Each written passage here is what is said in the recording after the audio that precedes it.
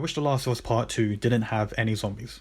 I wish that in the 4 years since the events of the last game that someone had found a vaccine and the zombies were now just some distant memory, and that the only thing in the game you fought was human enemies. The human encounters are so much more fun, engaging and inventive when compared to the zombie ones. The way enemies call each other's names, have varied tactics and have more interesting reactions to what you do makes a world of difference when you've got another 26 hours of gameplay to get through. It's probably a bit of a weird thing to focus on, when the majority of the critique around The Last of Us Part 2 has been about the story, character motivations and controversies surrounding the plot and the structure, but those things didn't frustrate me. Yes, some of the events that happened caught me off guard, others gave me massive pause for thought, but none of them made me not like the game. What did end up making me almost not like the game was the following. Inconsistent instant kills when attacked by clickers, the dodge mechanic only working when it wanted to, and the game giving me hints because I spent 0.5 seconds longer in an area than it deemed acceptable. These are mostly petty gripes, but The Last of Us Part 2 does so many other things well that when it does something not so well, it sticks out worse than it would in a mediocre game. It's the uncanny valley of quality, where the better a game is, the more rancid its minor flaws are, and it isn't helped by the fact that these three issues aren't one-offs, they are things that happen multiple times across the lengthy story. A million years ago, I wrote a review of The Last of Us Part 1, talking about how I loved that despite the mechanics looking ostensibly the same as many other games on the surface, it managed to get across a sense of ferocity and savagery in its combat. That was the thing I enjoyed most about the gameplay, and it's kept very much intact in Part 2. Not a lot has changed in fact, in terms of features and mechanics, with a few minor additions that are iterative enough that I'm not entirely sure what was new and what was carried over from the previous game. I am not joking when I say I would genuinely prefer it if the game exclusively featured other humans as the only enemies for you to fight. The zombie encounters fall into one of two camps. They're either boring or they're frustrating. The regular zombies aren't enough of a threat to engage you, and the clickers are so inconsistent in whether they'll instantly kill you or not that they're not fun to play against. You can make use of the dodge mechanic to try and avoid their attacks, but as I said, the dodge seems to only work some of the time, and the rest of the time I'll press a button just to see my character brutalized for the 7th time that session. Maybe I've been spoiled by other games having a more solid indicator of when you should dodge, but I legitimately feel that the window for being able to successfully perform a dodge is either too brief or not correctly timed up with the enemy attack animations. My final petty gripe is the way that the game will drop hints when it figures you are lost. Naughty Dog have done an excellent job with the series not having to need objective markers and instead allowing the player to discover the correct route using intuitive level design. And in 95% of cases it works flawlessly, with the player subconsciously knowing where to go and not really having to do any proactive exploring to find out how to progress to the next area. The flip side of this, however, is that in the 5% of cases where it isn't obvious, it is infuriating. It feels like the level designer goes from saying to the player, "Yep, that's the right path, you've got this," to "Oi, dummy, this way," in the span of a nanosecond. There were moments where I would be in a location and the exit wouldn't be immediately obvious, but I was committed to trying to find it. And with a much too short a window, the giant L3 prompt would appear with a character shouting, "Hey, did you think about trying an open window behind the boxes, the spinning saw blades and a big fire? We could get out that way."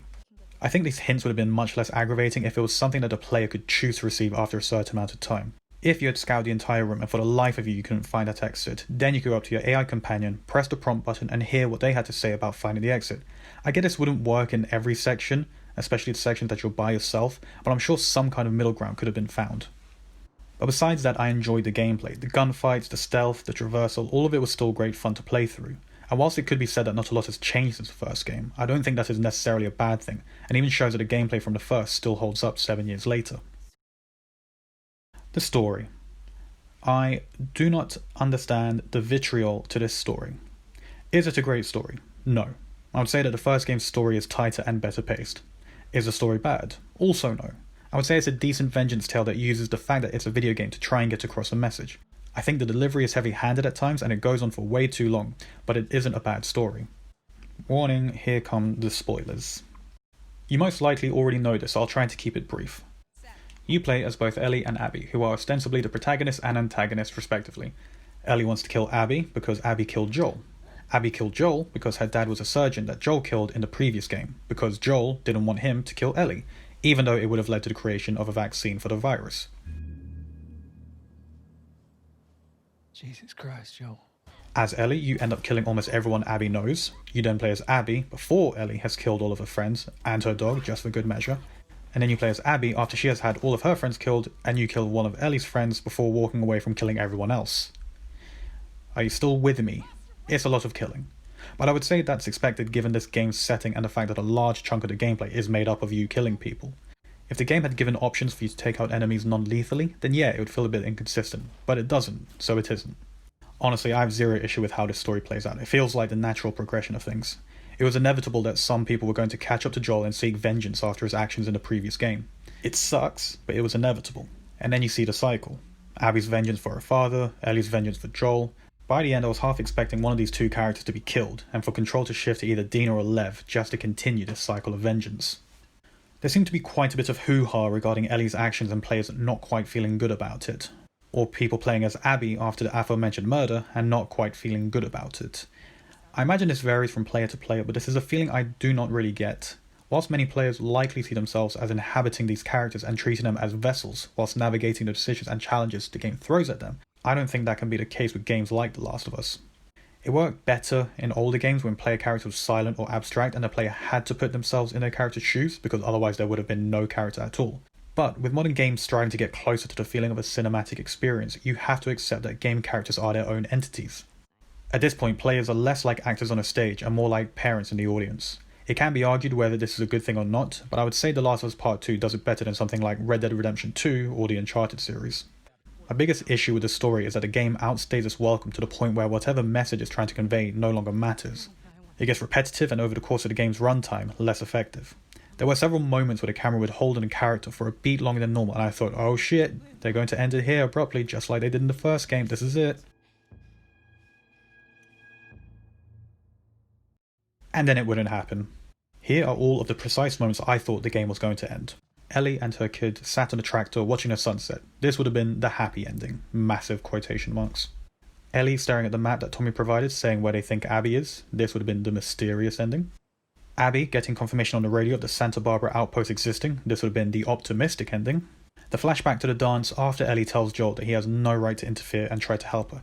This is where I thought there would have been the biggest gut punch of an ending, because Joel says, alright, and then leaves, and the camera hangs on a close-up of Ellie's expression. It would have almost perfectly mirrored the ending of the first game, and would have been such a low note to end on, but would have almost felt like the deserved punishment for Joel's lie at the end of the first game. And lastly, Ellie sitting by herself in the water after a final encounter with Abby. Sad ending. Maybe the fact I was expecting the game to end so often was me subconsciously saying that I really wanted to be done with it. It wasn't that I hadn't enjoyed the game, it was just that it was now reaching ridiculous levels of padding for no real reason. It introduced a new faction of all things in the final hours with no real consequence, and it felt extremely tacked on, especially considering the game spent 20 hours building up and fleshing out 2 other factions. On a tangential note, I will say that I enjoyed the boss fight with Ellie in the theatre. That felt like a great test of the skills you've used for the entirety of the game, and again, in a theme of perspective, you do get to see from the outside how terrifying Ellie can be when she is your adversary. Lastly, regarding the story, I did read the tweets that speculated that the last scenes of Ellie at the farm take place after she had already visited Jackson and reconciled with Dina, as Ellie is wearing the bracelet that Dina had made for her. I'm not sure how airtight that theory actually is, but I would like to believe it considering how absolutely miserable the rest of the game is. Conclusion. When thinking about how I feel after finishing the game, my gut reaction is that I enjoyed my time with it, and I'm glad that it exists. Enjoyed is probably a weird word to associate with a game that is neck deep in grimness, but it is how I feel. Despite the overlong story, frustrating zombies and minor inconsistencies with some of the gameplay, I really did enjoy my time with it. It's incredibly well crafted and well realised, and should be experienced by anyone who enjoys playing video games.